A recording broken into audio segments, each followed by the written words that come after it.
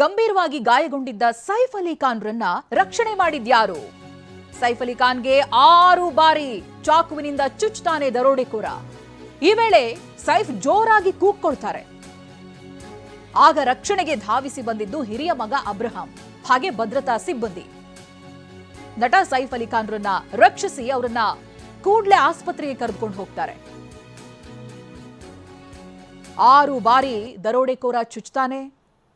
ನೋವಿನಿಂದ ಕೂಗಿಕೊಳ್ತಾರೆ ಸೈಫ್ ಅಲಿ ಖಾನ್. ಆಗ ಅವರ ಹಿರಿಯ ಮಗ ಅಬ್ರಹಾಂ ಓಡ್ಕೊಂಡು ಬರ್ತಾರೆ, ಭದ್ರತಾ ಸಿಬ್ಬಂದಿ ಬರ್ತಾರೆ, ಅವರನ್ನ ರಕ್ಷಿಸಿ ಆಸ್ಪತ್ರೆಗೆ ಕರೆದುಕೊಂಡು ಹೋಗ್ತಾರೆ. ಒಟ್ಟು ದೇಹದ 6 ಭಾಗಗಳಲ್ಲಿ ಗಾಯವಾಗಿದೆ. ಅದರಲ್ಲಿ ಬೆನ್ನಿನ ಭಾಗಕ್ಕೆ ತೀವ್ರವಾದಂಥ ಗಾಯವಾಗಿದೆ, ಆಳವಾದಂಥ ಗಾಯ ಆಗಿದೆ. ಹಾಗೆ ಚಾಕುವಿನ ಚೂರು ಕೂಡ ದೇಹದ ಒಳಗಡೆ ಇರುತ್ತೆ. ಬೆಳಗ್ಗಿನ ಜಾವ 5:15 ಆರಂಭವಾದ ಒಂದು ಶಸ್ತ್ರಚಿಕಿತ್ಸೆಯಲ್ಲಿ ಆ ಚಾಕುವಿನ ಚೂರನ್ನ ಹೊರಗಡೆ ತೆಗೆಯಲಾಗುತ್ತೆ. ಇನ್ನೂ ಕೂಡ ಅದರ ಪ್ರಕ್ರಿಯೆ ಮುಂದುವರಿತಾ ಇದೆ. ಶಸ್ತ್ರಚಿಕಿತ್ಸೆ ಆಗಬೇಕು ಅನ್ನೋದಾಗಿ ವೈದ್ಯರುಗಳು ಕೂಡ ಹೇಳ್ತಾ ಇದ್ದಾರೆ ಅನ್ನುವಂಥ ಮೂಲ ಮಾಹಿತಿ. ಬೆಳಗ್ಗಿನ ಜಾವ 2 ಗಂಟೆಗೆ ಸೈಫ್ ಆಸ್ಪತ್ರೆಗೆ ದಾಖಲಾಗ್ತಾರೆ.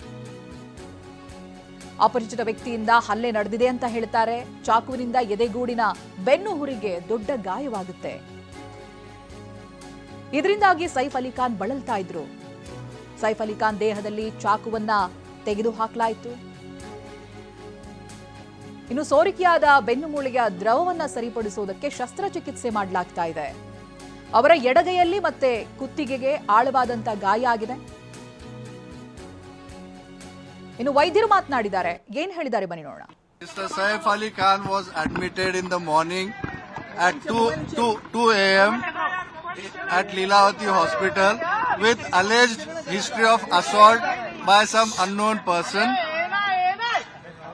At 2 a.m. he sustained major injury to the thoracic spinal cord due to lodged knife in the spine. Surgery was performed to remove the knife and also repair the leaking spinal fluid.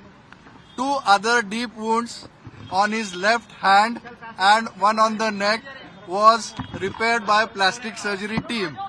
The entire surgery was monitored by Dr. Srinivas Kudwa as a cardiologist because of his other condition. He is completely stable now. He is recovering well and out of danger. Thank you.